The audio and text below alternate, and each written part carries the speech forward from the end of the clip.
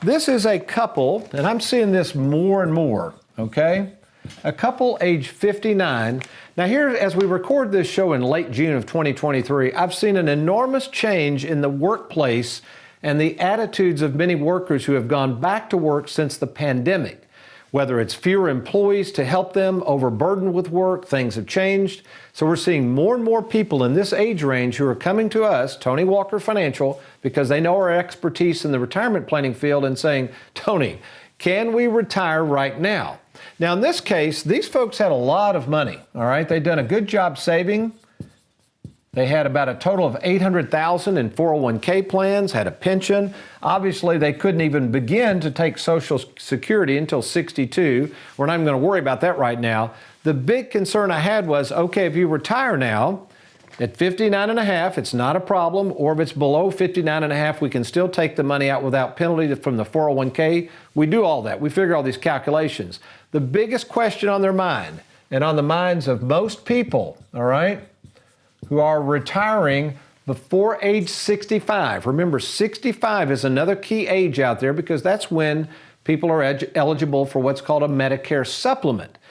But nowadays, with most people, when they retire early, they might have some opportunity to get health insurance from the employer, but even if they do, in many cases, it's very, very expensive. The other option would be to go out here and just buy an individual policy. Again, that can be as high as $2,000 a month. That's what me and my wife Susan pay for our individual coverage. So this is a huge consideration of retirement and the cost of health insurance. So in this case, I ran the game plan. We set everything up. I showed them where they could retire based on their cash flow. We worked out, mapped everything out. I'm going to navigate them. That's all well and good, but we did come to this health insurance.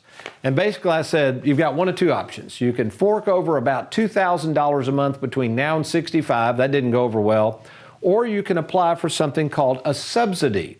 Now, to help us better understand what a subsidy is, how the government has come in and tried to help people in these conditions, in this situation, I'm going to turn it over now to my favorite son-in-law and fellow fiduciary, Trey Juergens, to help people understand how you can go to these various websites to see how you can get health insurance through the different exchanges that are now available through the government. Yeah, thanks, Tony. The websites are going to be a little different for our viewers. So if you are a viewer living in Kentucky, the website to apply for healthcare coverage through the marketplace is going to be connect.gov, KYNECT.gov.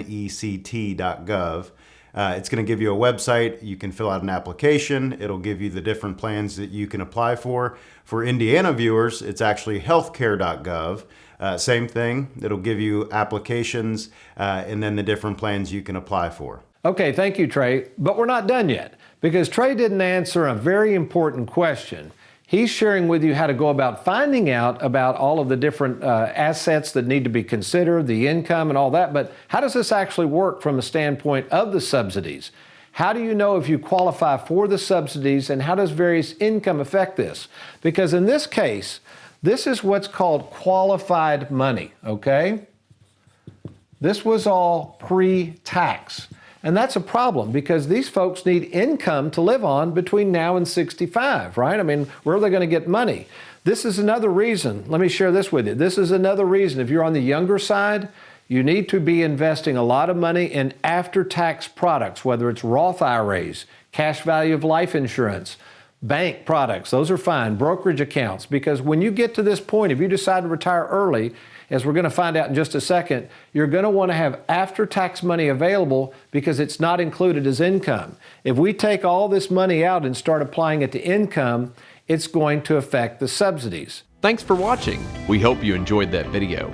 If you'd like, check out these other clips. And be sure to hit that like button and that subscribe button for more videos.